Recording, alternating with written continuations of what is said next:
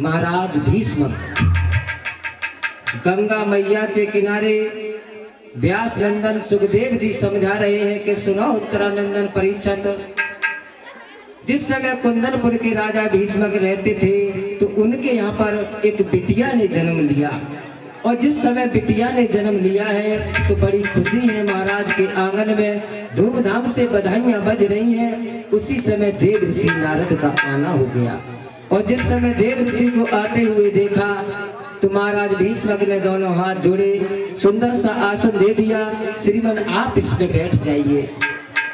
नारद जी बैठ गए। भीष्मक बड़े खुश दिखाई दे रहे हो, ये महल बड़ा अच्छा सजा हुआ है, क्या बात है? महाराज मेरे घर में कन्या पैदा हुई है। कन्या?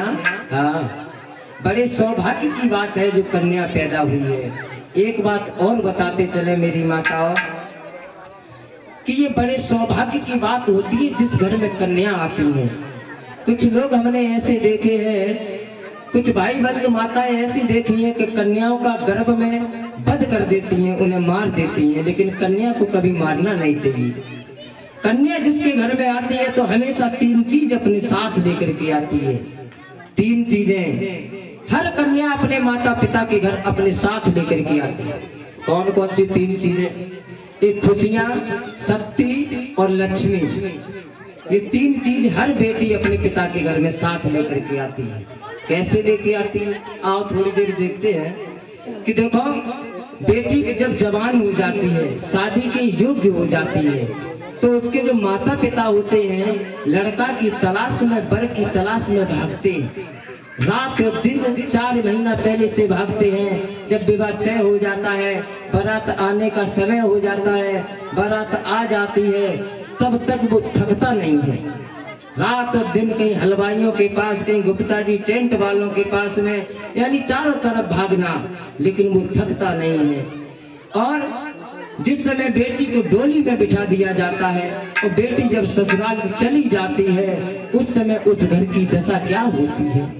पिता एक कोने में जाकर के गिर जाता है, भाई गेट के पीछे खड़ा होकर के रोने लगता है, माँ बहन पड़ोस के मोहल्ला के लोग सब चारों तरफ से दुखी हो जाते हैं। तो 4 दिन पहले जो उस घर में खुशियां थी, जो उत्सव मनाया जा रहा था, क्या बेटी की विदा होती उसके साथ चली गई सारी खुशियां? क्योंकि बेटी खुशी अपने साथ लेके आई थी, वो अपने साथ लेके चली गई। दूसरी बात, शक्ति। पिता के अंदर वो शक्ति थी जो 3 महीने से भाग रहा था, कहीं टेंट में, कहीं हलवाई में, कहीं सब्जी के पास में, चारों तरफ दौड़ रहा था। बेटी को डोली में जब विदा किया, बेटी जब ससुराल को गई, लेकिन पिता के पास में हलवाई पहुंच गए कि भैया मेरा हिसाब करो, तो सिर्फ एक ही जवाब मिलता है, 2 दिन बाद चले आना, अभी मेरे शरीर में ताकत नहीं है।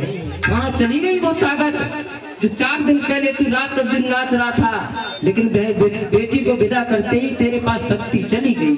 बेटी शक्ति लेकर के आती है। दूसरी बात, लक्ष्मी। बेटी लक्ष्मी भी लेकर के आती है। रात और दिन नाई ने मांगा कितने पैसे चाहिए, उनकी दक्षिणा दे दी। ब्राह्मण ने कुछ मांगा, उनकी दक्षिणा दे दी।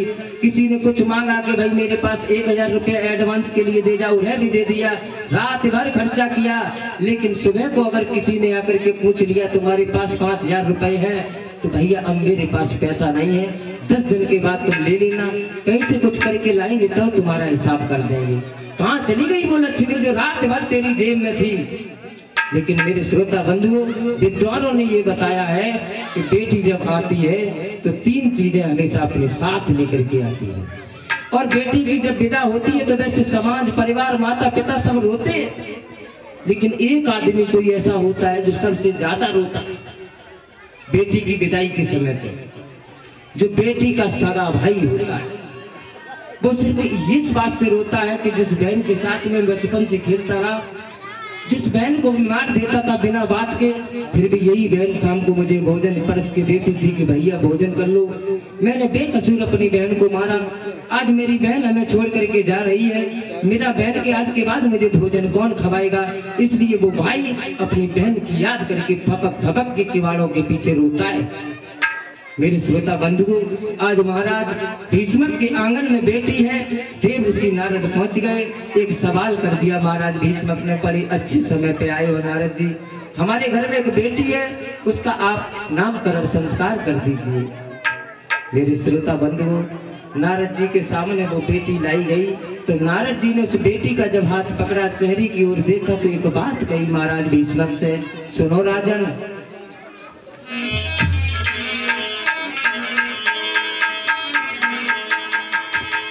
अरे सुन राजा की बात, मुनि ने हाथ पत्र का लियो, अब सोची साची लगन उरे के।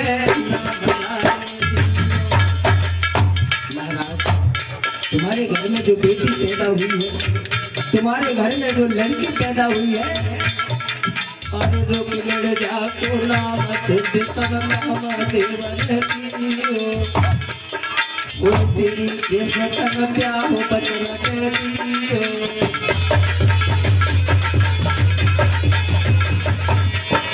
वो तेरी के सकल प्याह बचन के दियो, वो तेरी के सकल प्याह बचन के दियो।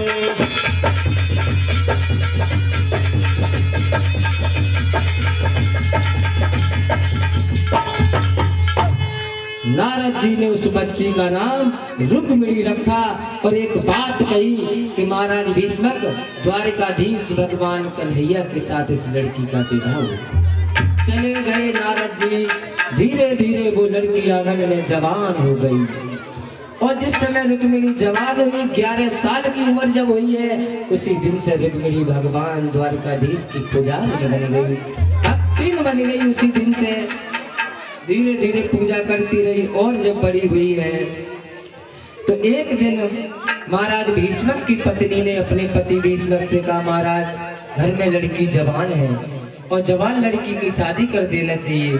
तो महाराज भीष्मक कहने लगे, कोई बात नहीं है महारानी, आज ही जाकर के हम सभा में संबोधित कर